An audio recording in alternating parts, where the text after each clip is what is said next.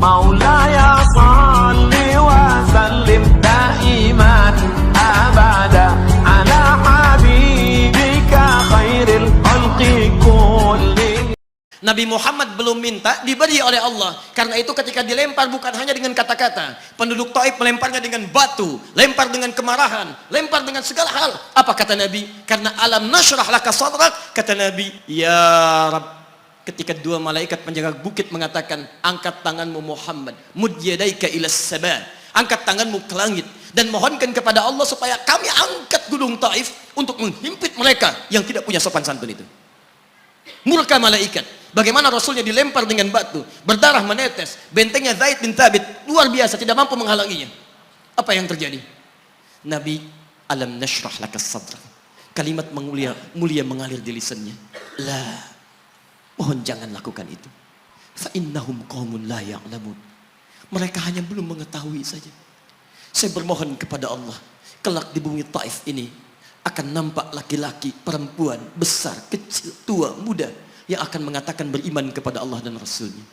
Lalu lantas beliau berkata kepada Allah dengan kalimat yang mengalir syahdu, dengan darah yang masih mengucur, dengan kalimat yang berbelas kepada Allah, Ilahi, ila man takiluni, am ila ba'idin yu'limuni, a ila qaribin yu'zini, fa ana radin ya Rab, ma lam taghdab alayya, la hawla wa la quwwata illa billah. Ilahi, duhai Allah, ila man takiluni, setelah dari sini yang saya dilempari, saya dihujat, kemana lagi engkau akan antarkan saya? A'ila qaribin yu'dhini, apakah ke tempat yang dekat dari sini dan saya akan disakiti lagi? Am ila ba'idin yu'limuni, atau tempatnya masih jauh yang harus saya tempuh, tapi di tempat itu saya akan dihinakan lagi. Ana radin, saya ridha ya Allah, malam taghdab alayya, sepanjang engkau yang tidak murka kepada saya. Alam nashrah laka sadrak.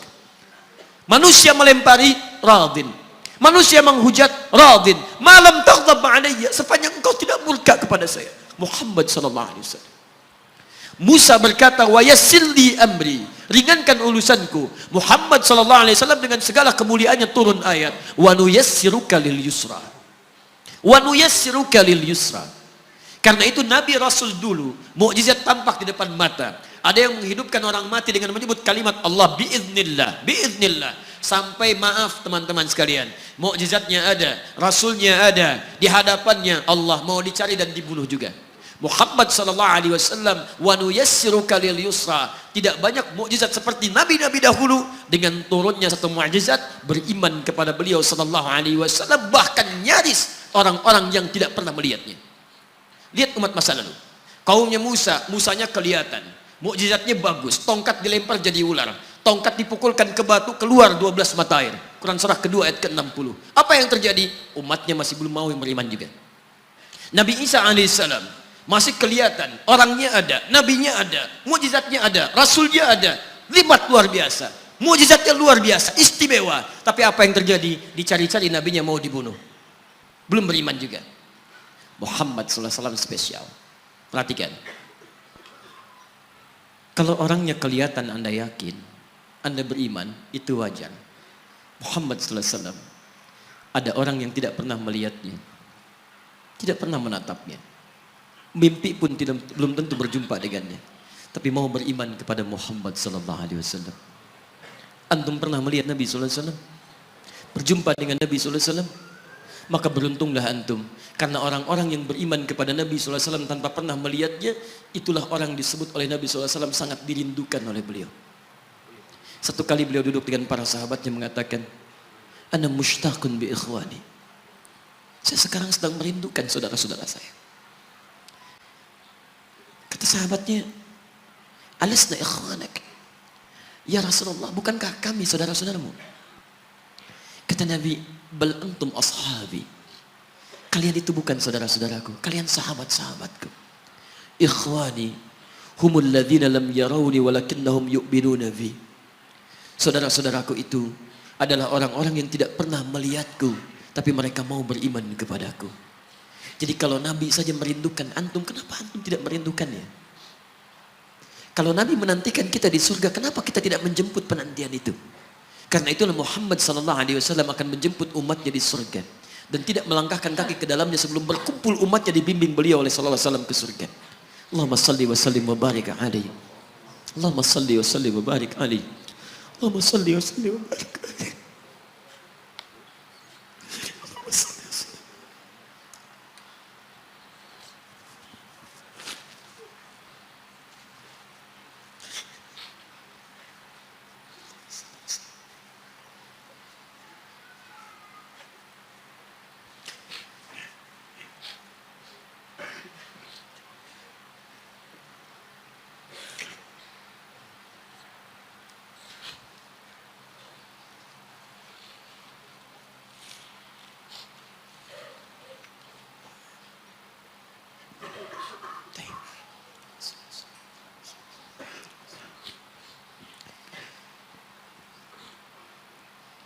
Maka diturunkanlah kemudian hudan yang terakhir. Diharapkan dengan hudan ini mengantarkan semua umat Muhammad SAW yang mau beriman dan mengikutinya ke surga. Karena Rasulnya spesial, umatnya spesial, maka diturunkan di waktu yang spesial dengan petunjuk yang spesial. Quran surah kedua ayat 185. Syahrul Ramadan alladzi unzila fihi al-Quran. Di bulan Ramadan, turunnya bulan Ramadan, bulan spesial. Unzila fihi al-Quran, diturunkan Al-Quran. Apa fungsi Al-Quran itu? Ternyata bukan bacaan biasa. Bukan koleksi yang Anda simpan di pinggir-pinggir masjid atau terletak di atas-atas dipan di rumah Anda. Maaf, hudan. Lihat ayatnya. Syahrul Ramadan alladzi unzila fihi al-Quran hudan. Hudan. Petunjuk kita. Sumber kebahagiaan kita. Sumber ketenangan kita. Sumber capaian terbaik alam kubur kita. Dan petunjuk yang akan mengantarkan kita ke surga. Dan hebatnya, kalau yang umat-umat dulu itu terbatas sifatnya, tidak pernah disebutkan linnas. Suhuf Ibrahim wa Musa. Daud untuk kaumnya, Musa untuk kaumnya, Isa untuk kaumnya. Tapi Muhammad sallallahu alaihi wasallam hudannya linnas, untuk semua manusia. Jadi tawaran Quran, Allah menginginkan semua manusia yang kembali ke surga. Cuman kadang-kadang sayang, maaf teman-teman sekalian, saya tegaskan kepada Anda, ayat ini tegas memberikan isyarat bahwa hidayah Allah ingin diberikan pada semua manusia. Jadi kalau kita lihat keterangan Al-Quran, seharusnya tidak ada satupun manusia yang tidak dapat hidayah. Semua dapat. Cuman masalahnya, ada orang yang diberikan tapi dia tidak mau mengambilnya. Ini masalahnya. Hidayah itu bukan persoalan mendapatkan atau tidak. Persoalannya ketika Allah berikan, Anda mau ngambil atau tidak, itu masalahnya.